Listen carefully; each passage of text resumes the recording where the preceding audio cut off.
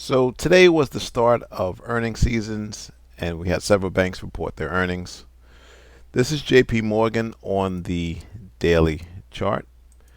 And as you can see, price has continued to make higher lows and higher highs.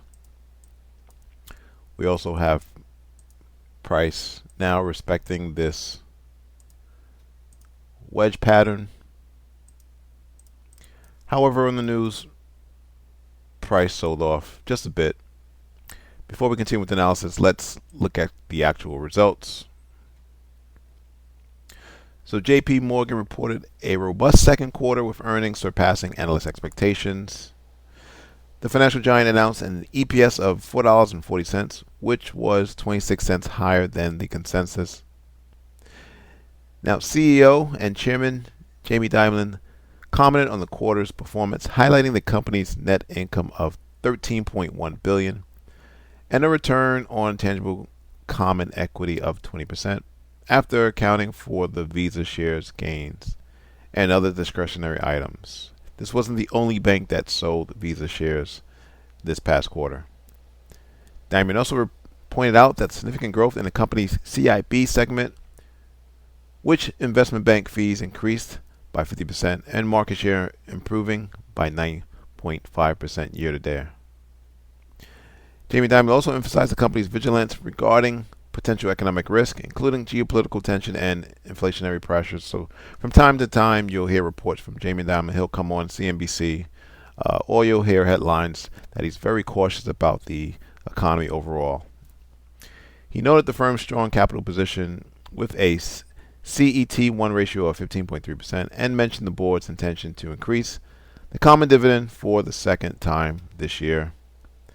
Now, reacting to the report, you had analysts at a RBC Capital said in a note, overall relative to the uncertainty going into the quarter, JP Morgan reported strong core second quarter results driven by better than expected fee revenues, partially offset by higher provisions and higher expenses. All right. So now kind of getting back to the charts. Again, this is the daily chart. This is how the monthly chart looks. So if you get a steep sell-off to that 170 area, that'll be a huge opportunity to buy the shares. Again, this is how things look like on the weekly chart. So, and we probably can extend that down a bit further.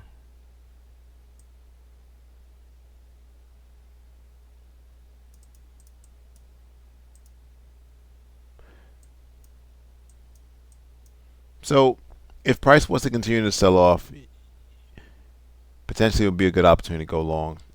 Sub 200. Let's take it down to the 4-hour chart. And although you see these moving averages on the 4-hour chart, here's how it looks like on the daily chart once again. 200-day moving average is sitting way below. One can say price is way extended. So a continued sell-off would be acceptable.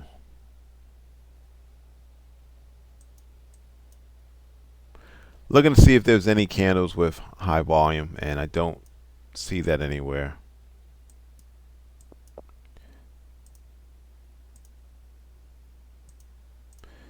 Reason why this level worked out.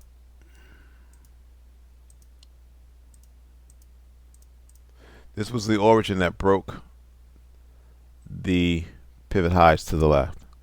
When price comes back, you get buyers step in.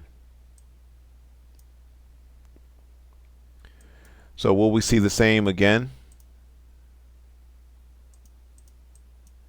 Only time will tell. But this is the origin that took out the pivot high to the left. You get a pullback. Potentially that would be an opportunity to go long. Thanks for watching. Subscribe. Please like the video.